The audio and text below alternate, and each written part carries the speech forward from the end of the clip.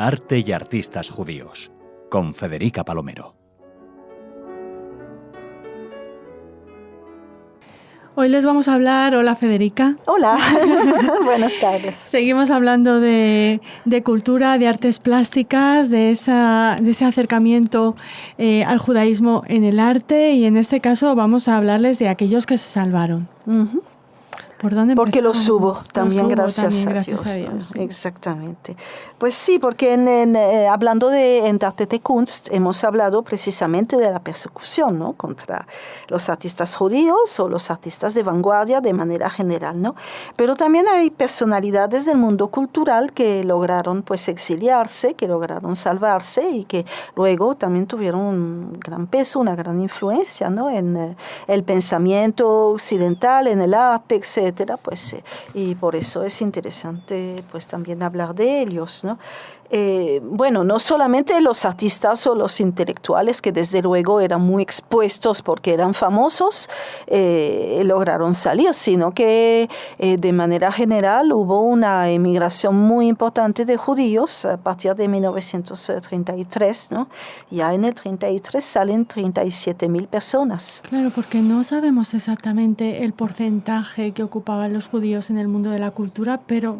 no sabemos la cifra, pero sí sabemos que era muy elevado. Claro, era mucho, sobre todo en la música, la literatura, el pensamiento, más que en las artes plásticas, porque ya hemos hablado de eso y de cómo, bueno, poco a poco, digamos, los judíos se integran a los movimientos plásticos, pero claro, es una tradición mucho más reciente por, bueno, la tradición judía y el asunto, bueno, de no querer las imágenes, etcétera, lo que frenó, digamos, el desarrollo de las artes plásticas, que es algo que ya para el siglo XX obviamente se había superado, pero quedaba pues ese peso de la tradición que hacía que todavía no había tantos artistas plásticos judíos como sí había músicos y literatos, ¿no? Uh-huh. Sí, sí.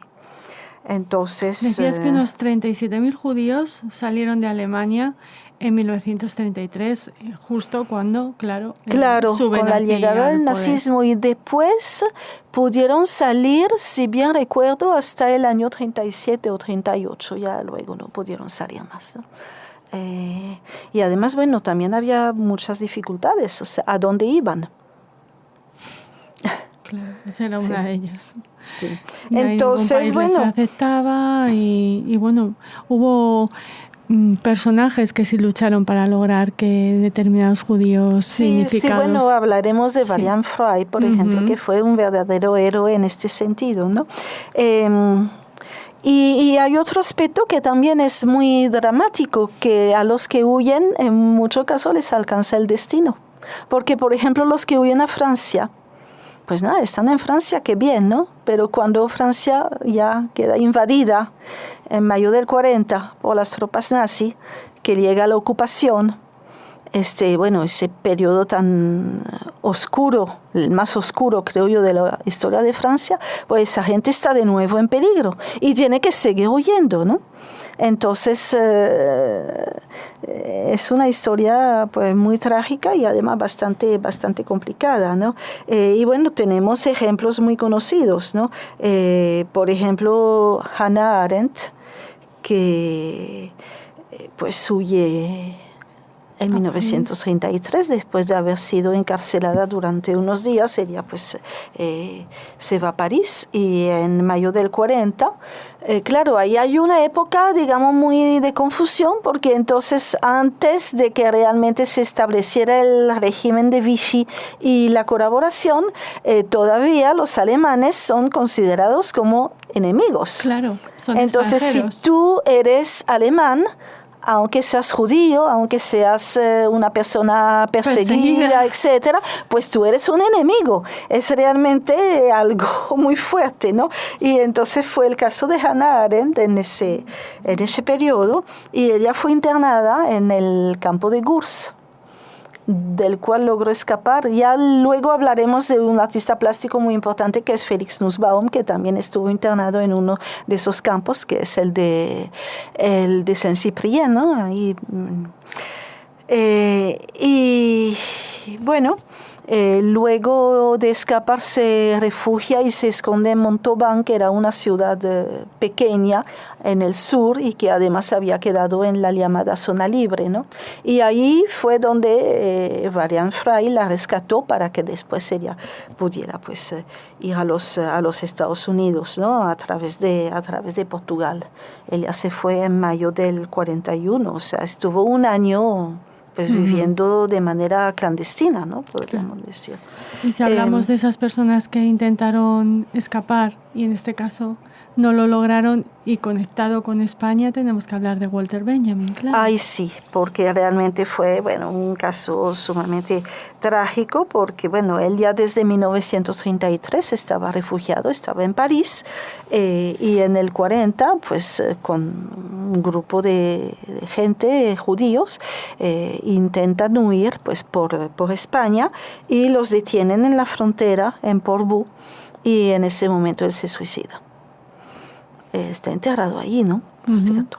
Entonces, sí, un caso muy triste realmente el de Walter Benjamin, y bueno, parecido por supuesto al de Stefan Zweig, ¿no? Bueno, que huyó, que estuvo en Argentina, que estuvo en Nueva York, donde se reúne con Hannah Arendt, que estuvo en varios sitios así, hasta llegar pues a Petrópolis e instalarse en Brasil con la esposa. Y bueno, cuando se dan cuenta realmente de los horrores del nazismo, se suicidan. Que otro caso de la película que se hizo recientemente sobre Stefan Zweig, yo creo que es muy interesante, muy bien, ¿verdad? Sí. Porque refleja exactamente muy bien pues el drama de este hombre, ¿no? Pero bueno, hay otros que tuvieron más suerte, como el famoso Max Reinhardt, ¿no? El director de teatro y de cine austríaco, bueno, que logró llegar a Estados Unidos y que además ahí fundó una escuela, tuvo realmente mucha relevancia, ¿no? También huyó a los Estados Unidos Schoenberg, que pues había sido expulsado de su cargo de profesor en la Escuela de Bellas Artes de Berlín. Y entre los artistas pues también están los de la Bauhaus, que lograron. Muchos fueron a Israel. Sí. También, bueno, claro. Tel Aviv es una prueba realmente de esto, ¿no? Toda la parte, bueno, la Ciudad Blanca, maravilloso realmente esto, ¿no? Sí, increíble, ¿no? Y bueno, muchos se fueron también a los Estados Unidos, ¿no? Pero tú te acuerdas que antes habíamos hablado de esas relaciones un poco ambiguas que hubo entre el nazismo y la Bauhaus, y de hecho, la estética de la Bauhaus no fue rechazada del todo por el nazismo, porque era muy llamativa. Por ejemplo, el contraste entre el negro y el rojo. Eso es muy nazi. El uso de las letras para no solamente para decir algo, sino también para componer, digamos, estéticamente, ¿no? Exactamente, esto es muy importante, la geometría, etcétera, ¿no?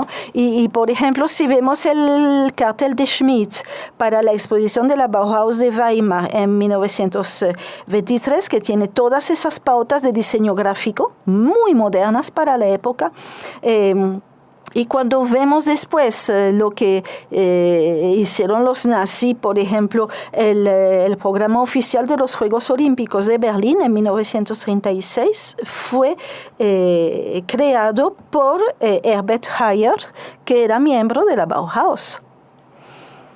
¿Entiendes? Entonces, bueno, y al mismo tiempo, bueno, cuando los nazis organizaron en el 34 la exposición Pueblo Alemán, Trabajo Alemán, con todo ese nacionalismo de que había que comprar solamente productos alemanes, etc., allí participaron Gropius y Mies van der Rohe.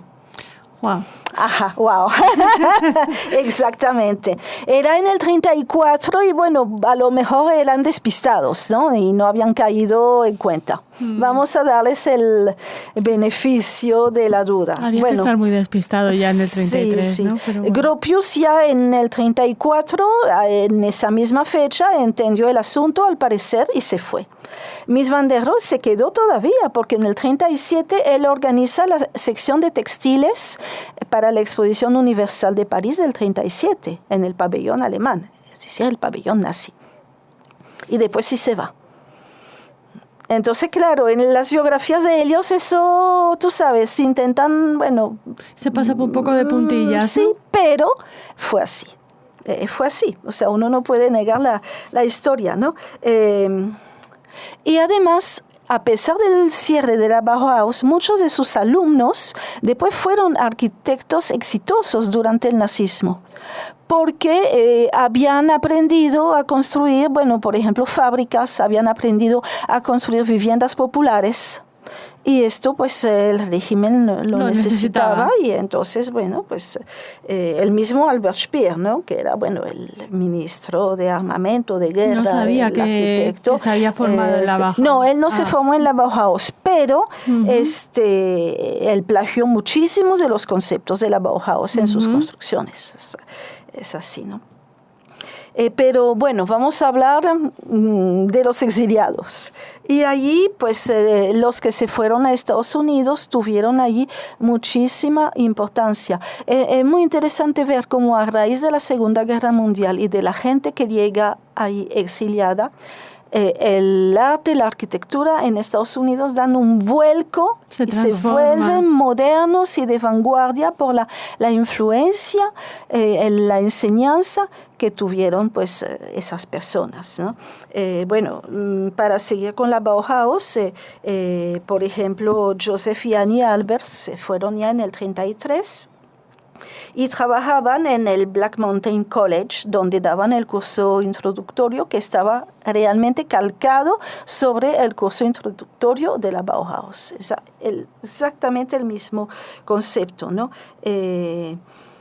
Luego, la Asociación de Artes e Industrias de Chicago fundó la New Bauhaus School of Design, que todavía existe, pero ahora es un departamento del Illinois Institute of Technology, ¿no? Algo súper prestigioso. De muchísimo prestigio, desde luego. Y su primer director fue Molly Nagy, que se trasladó de Londres, donde estaba exiliado desde 1935, y llegó pues para hacerse cargo de esto, ¿no?